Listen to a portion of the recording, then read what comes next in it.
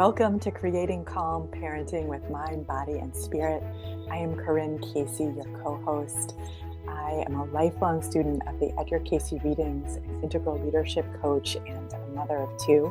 And I am here with my friend and co-host, Arlene. Hi, Arlene.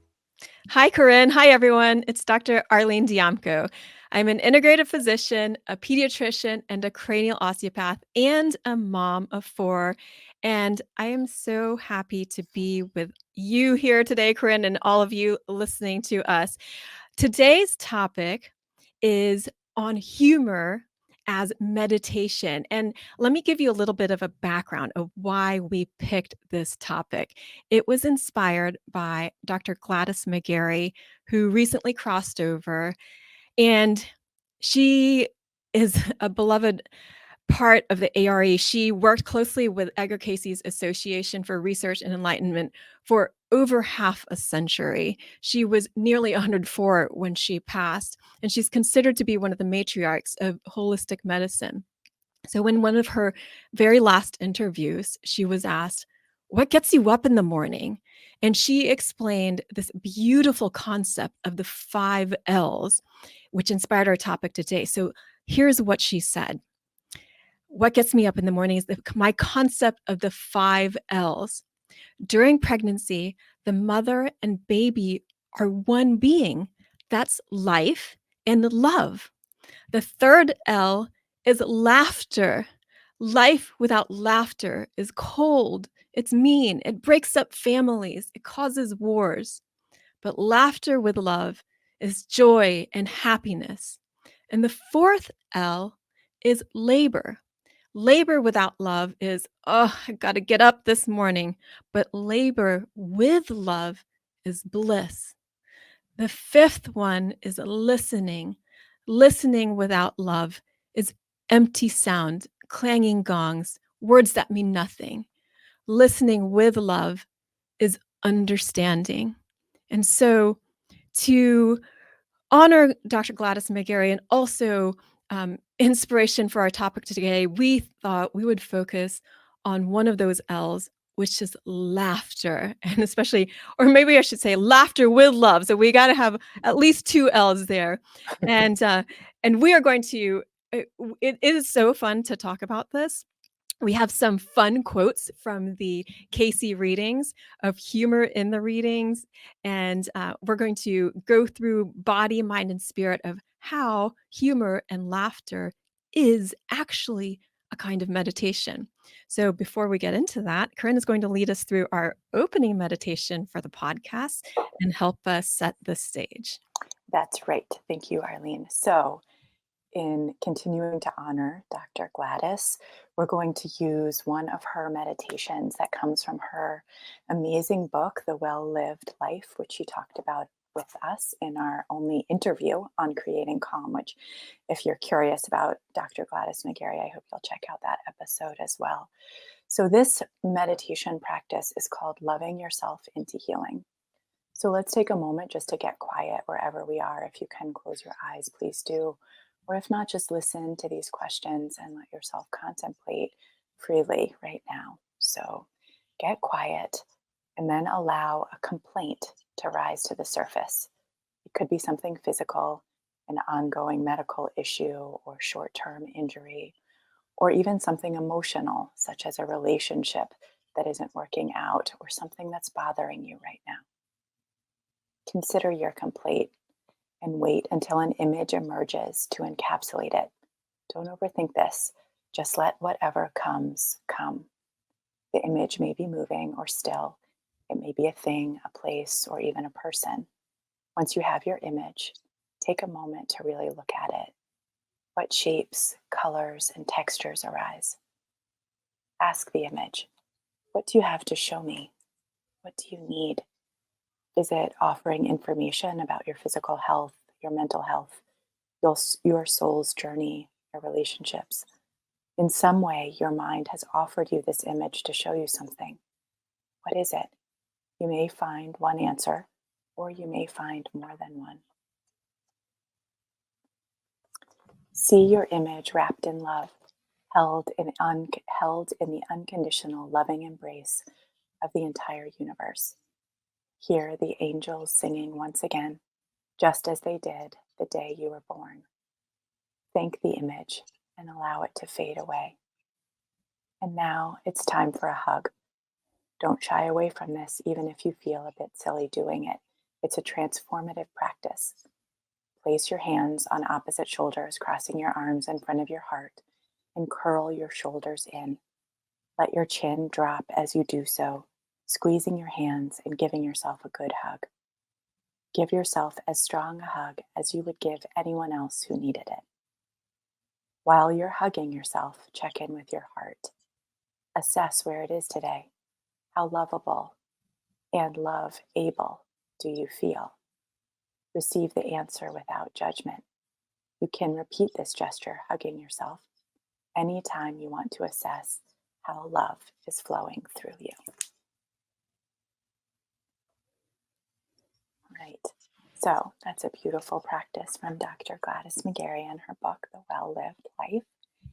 And to start off our conversation about humor and laughter today, I'm going to read two excerpts from the Edgar Casey readings, as I always do. The readings have so much to say about the role of laughter and humor in our lives as a spiritual practice. And these are just two that Arlene and I resonated toward, especially. And we'll offer some more throughout our episode today since there's so much there. But this first excerpt comes from reading 2647 1, and it says, "Remember that a good laugh, arousing even to what might in some be called hilariousness, is good for the body, physically, mentally, and gives the opportunity for greater mental and spiritual awakening." All right, and the second excerpt comes from reading 1900 1, and it says, "It would be well for the entity to cultivate humor and wit, the ability to see even the ridiculousness, but not to such extent as to make for those things that are so overburdened with the ridiculous as to lose hold upon the real and true things in the experience. For know that the life, the body, the mind is as much or more for enjoyment. The long face or the sordid conditions have not always been thine. They are not always in the experience of every individual, for there are moments for every one. Then cultivate cheerfulness, for your purpose, your desire is to bring such in the experience of others. Then it must be in thine own experience daily." All right. So that's to sort of set us off on this beautiful way that the readings integrate the role and power of laughter at a physical level, at a mental, emotional level, and at the spiritual level in terms of how it can serve us and why laughter is essential to our human experience. So, Arlene, maybe we can start as we often do at the physical level. What are Mhm. the benefits of laughter and why do we want to laugh from a physical perspective? Yes, well, it's interesting to look at this, to just back up and look at the historical definition of humor. And this Mhm. is something that Hewlin Casey wrote about in an article in 1976. So this is how the article began. I find it so interesting to know the origin of words.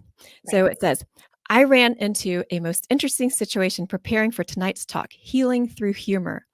My secretary got a hold of the dictionary and copied this definition, which is extremely applicable, it seems to me, to this particular meeting tonight.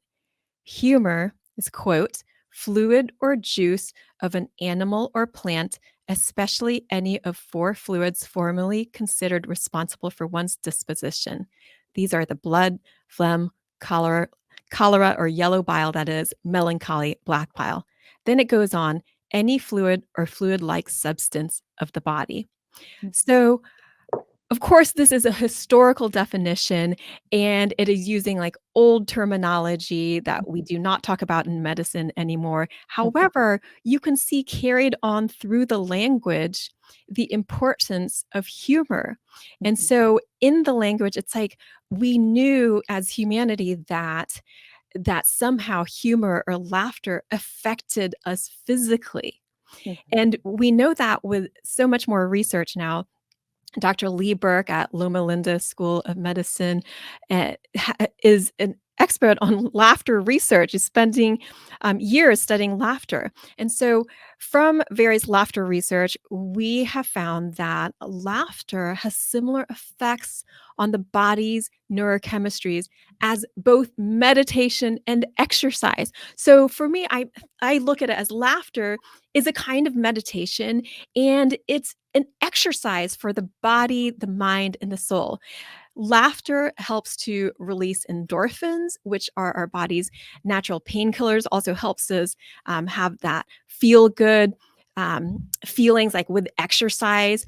And laughter also increases the release of serotonin, which helps boost our mood. It increases dopamine, another feel good neurotransmitter, which is important for pleasure, learning, motivation, and attention.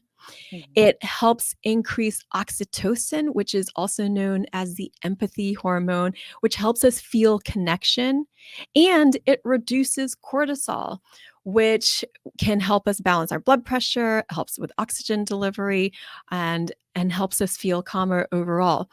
And in one interesting study, that Dr. Lee Burke did, he was measuring the brain waves in 31 students. These are likely medical students, and they found that watching comic videos increased gamma brainwave activity. And that kind of brainwave activity is similar to the waves produced by experienced meditators in a meditative state. So, even if people say they don't know how to meditate or they don't know how to start, you can start with laughter because laughter is a kind of meditation. And I think that concept alone is really remarkable for our health benefits in terms of the physical body, our mental state, our emotional state, and bridging that gap with spirit. And there's Mhm. so much with that in the Yeah, Casey readings. I know. And what this, as I was listening to you say that these uh, students were watching funny videos and it was making them laugh. And I feel like with my teenage children at this time, one thing that has started happening is my daughter will send me Instagram reels that are very funny, related to either making fun of my mothering style or different dynamics that we have between us that, like, Instagram has done this amazing job of kind of finding our idiosyncrasies and all these like crazy cultural things that we do and making us laugh at them. So now we will spend literally time together being hysterical, laughing at these Instagram reels that she has curated for me based on me being so, all these crazy things that happen between mothers and daughters or children. And my son will join in as it in with it as well. And I feel like, this is not like to promote social media usage, but healthy usage in this way that I've really found as like, for sure, with these teenage years when there's highly emotional things that are happening, finding a path of humor. And I remember my mom telling me stories about my father doing this with me as well. Like, how can we tease or make light of, not where we're laughing at each other, Mhm. but laughing with these funny things that are happening, or these ways that we are, these dynamics between us. And it doesn't always work, but certainly that is such a rich area, both between my own children amongst themselves, the humor that they share, and with my husband and my son and or daughter, and all of us together, of just really being able to laugh at the funny things that happen and the funny ways that we are, and being willing to, when there may be a choice, there's highly emotional things get that going on. There's like sharp comments being made, frustrations, toughness, instead of reprimanding with stop talking to me that way, or don't, instead of the sharpness there, being able to make light of it and find the humor is a softening. And often now, I feel like my children have wonderful senses of humor, so it may, and that's probably because we share them in similar, but to be able to laugh at ourselves, they can catch themselves, they still can. Sometimes not Mhm. if it's too intense, but lots of times we can find laughter as a way through. And then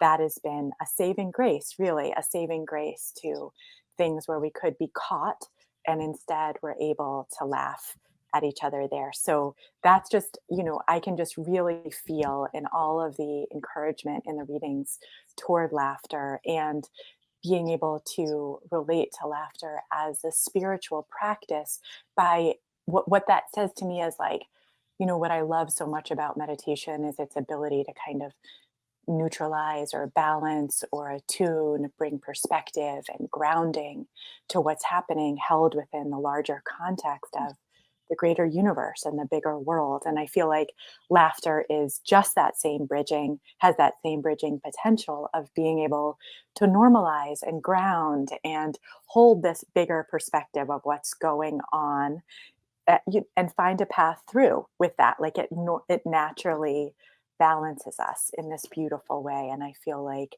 the readings are saying that, uh, and it's similar to what you were saying, Arlene, around physical exercise doing the same thing, laughter doing the same thing. And the readings talk about music being this other powerful bridging exercise, again and again, bridging the ridiculous and the sublime, right? Mhm. Bridging. And there's these practices that we can bring into our lives, laughter being this easy one that helps us do that. Yeah. I mean, everything you're saying is just, like, reminding me of so many situations with my kids. Even just the other day, I was asking my high schooler, I was like, "How do you make those videos so fast? Because they're actually really cool, and when I watched you, you did it in minutes." And I'm, like, going through my head of, like, how would I do that? Yeah. And she goes, "Oh, mommy, don't worry about it. It's just because you have the millennial pause." And I'm thinking, I'm not a millennial, though." And she's like, "Yeah, but, a long a time ago, computers were slower and you had to wait for things to load. So you just have that built-in pause waiting for something to happen. And now everything's so fast, so we're just faster at it. Yeah. You have the you have The a millennial the pause. built-in pause." And I was I definitely have the millennial pause as well. And I was like, Yeah. I mean, part of it's you're like, "This makes no sense, but is completely funny." Yeah. And, just seeing yourself in a light of, "Okay, don't take it too seriously." And when you're learning to do something new, which is not new for the kids, it's Right. yeah, you maybe have that built-in pause that, "Yeah, don't worry about it." It's I know. So funny. Yeah. So maybe this is a perfect time. We've gathered some excerpts from the readings where there is so much humor in it, where the source itself is making light of and being really funny. And so if you're a student of the Edgar Casey readings, what were you calling it, Arlene? This is very like niche humor, right? Yes. Yeah, you get it. Yes, you know that you're really into the Edgar Cayce readings if you get this kind of humor. That's right. So so here's your litmus test of, Here like it is. Here it is. All right, Arlene. So maybe you want to start us off reading okay, just a this few is of one these. of my favorite ones. Okay. The question was this is from reading 5210-1, and the question was, "Am I slightly mentally ill?" And the answer was, every individual is slightly mentally ill to someone else. And so I I I love mean, that. yeah, that okay, That true. is true. Yeah, Mhm. true. So yeah, I hear my kids again, "Don't worry about it." Yeah, Mhm. everyone's a little bit, to someone else. So, yeah, Corinne, how about you read the next one? Okay, this one comes from reading 1538-1. And the question is, how may I fit myself better for this work? And the answer is, this is what we've been trying to tell you all the time. If you can't see it, it's too bad. Mhm. Come on. You're just kinda hitting it right on the head there, yeah. Every time. Mhm. So, I mean, we have to not take ourselves too seriously, so even when the readings are saying something over and over again, sometimes just like hit it right on the head. Mhm. Okay, so the next one is give some specific lower limb exercise for the evening. So the answer was those of the stooping with the feet together, and those of the stooping with the feet as the body raises, jumps up, and spreads feet apart. These are the best. Be well to pull down the window shades, though. So that's from 288-28. And yeah, so There you go. not to put yourself in awkward positions for the neighborhood to That's right. All of the stooping may look a little weird from the outside in. Yeah. All right. So there's just a little bit of humor from the readings, and there is so much more, and maybe as we transition over into, kind of the spiritual aspect, which the readings always bring in, which is like this is an opportunity. How do we find ways to remind ourselves of the spiritual nature of life, to be able to keep that, to let the messiness and the suffering, the chaos, the confusion, the overwhelm that we so often feel in life not become the only thing that we're able to see, that there is truly a spiritual nature to everything. And you know I've probably mentioned this before on the podcast many times, but I went to graduate school at a Buddhist university, and I was often hearing Buddhist teachers, monks, and uh, wonderful meditation teachers and otherwise speak. And I think what I was really struck by my years there was their humor, right? Was the lightness with which they were always able to laugh at themselves, to laugh at these spiritual practices that we're talking about, that I think we can so often start to worry and focus and fixate and feel like we need to work, work, work. Sort of what Gladys was mentioning at the beginning, labor without laughter, without love is, I've got to do this. And with it, we feel bliss, we feel the joy and the Mhm. happiness. And I feel like the closer we get to enlightenment, Gladys being an example of this, the easier it is for us to laugh all the time. And that's talked about in the Edgar Casey readings with Jesus as an example, who was able to laugh on his way to the cross, who was, even while he was, you know, bearing all of this suffering and pain, was able to stay really connected to laughter, to be able to see that, and that we want to cultivate that there's this mutually beneficial uh, consequence of laughter, where we feel better, and also the people with us feel better as well, that we're able to feel the joy right there, no matter what, how important that is. Sure, laughter is something for the good of all. When we are laughing together or we are laughing with ourselves. And now I'm just imagining like, all right, even if my kids aren't laughing at my jokes anymore, I'm imagining a chorus of angels laughing with me Yeah, to you're help not carry alone. that. And in the readings, it also emphasized that humor is a natural development. Mhm. There was this one reading from 773-13. It was for a 5.5-year-old boy, and so the parents were asking, how can a sense of humor in this body be developed or cultivated? And the answer was, it is natural with the body. The deeper sense of humor is not always appreciated by those conditions as exist in the surroundings. But if there is the health, if there are the resistances, this is a natural development of the body.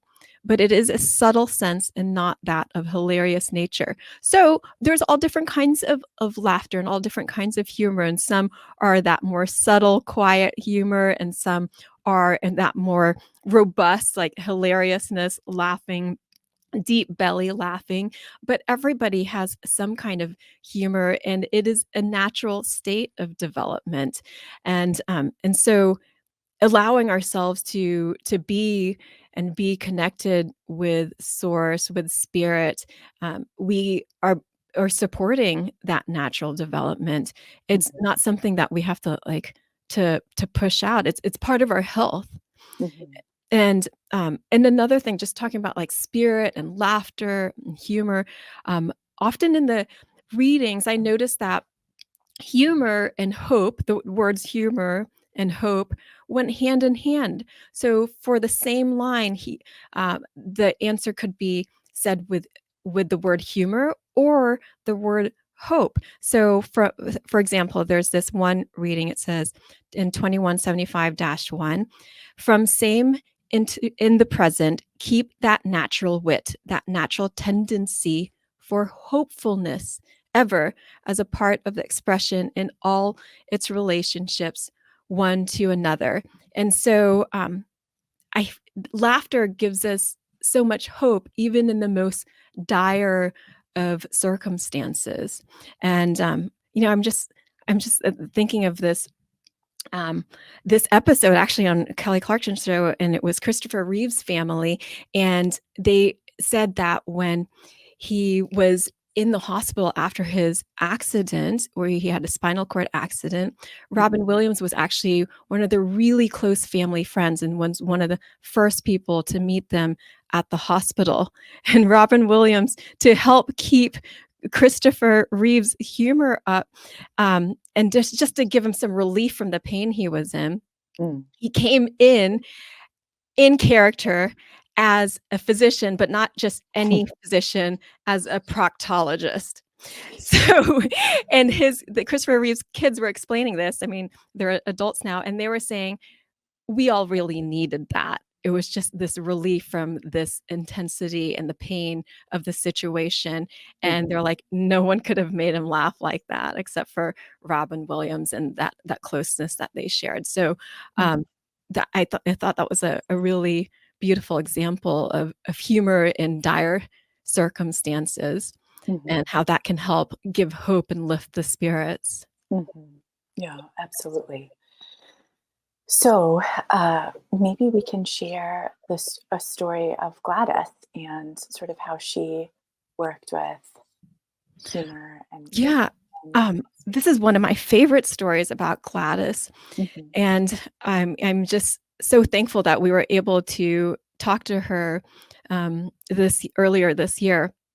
So she was talking about the great challenge of going through a divorce at age 70, and it was unexpected and a difficult time for her, and she was sitting in her car after screaming and screaming when she was struck with the lines, "This is the day that the Lord has made.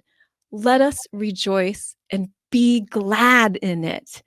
And there it was, her name telling her what to do, how to be glad, to be Gladys.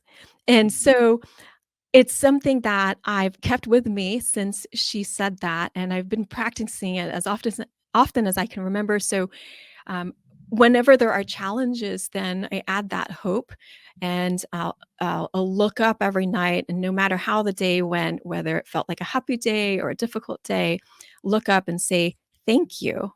Thank you for this day," because we are meant to, um, we are meant to rejoice in it no matter what the challenge is. And by seeing some sort of humor or laughter in it, we can be thankful for that. And again, the kids will help you with that, because there are so many times where it can be really difficult, but then they'll say something and you can either think it's really ridiculous and kind of laugh at it, or take it so seriously and, bring yourself down. So we get to have that choice in these everyday moments of Mhm. days and nights. And yeah, laughter and hope go hand in hand. Yeah.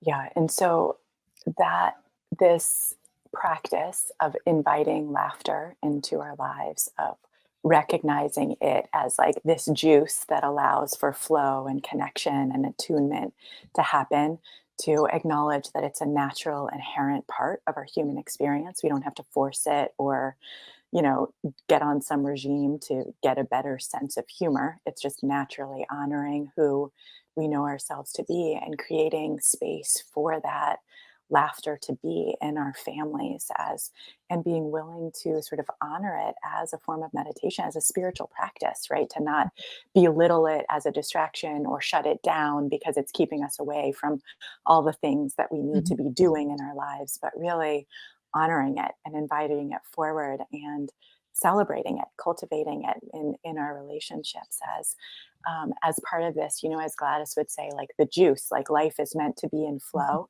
We want to find our passions and our juice. And I think for her, she had this huge willingness to not resist the things that happened in our lives, to invite them in, to see their potential, to celebrate them and move with them. And just, she just lived in this joy so deeply. And I know that she touched thousands and thousands of people all over the world. And I feel so much gratitude for getting to be one of those people. And so we honor her with this laughter, this Mhm. focus on laughter today.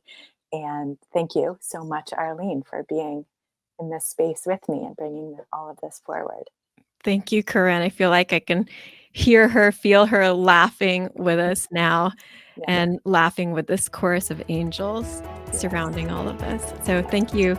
I love these conversations, and thanks everyone for being here with us.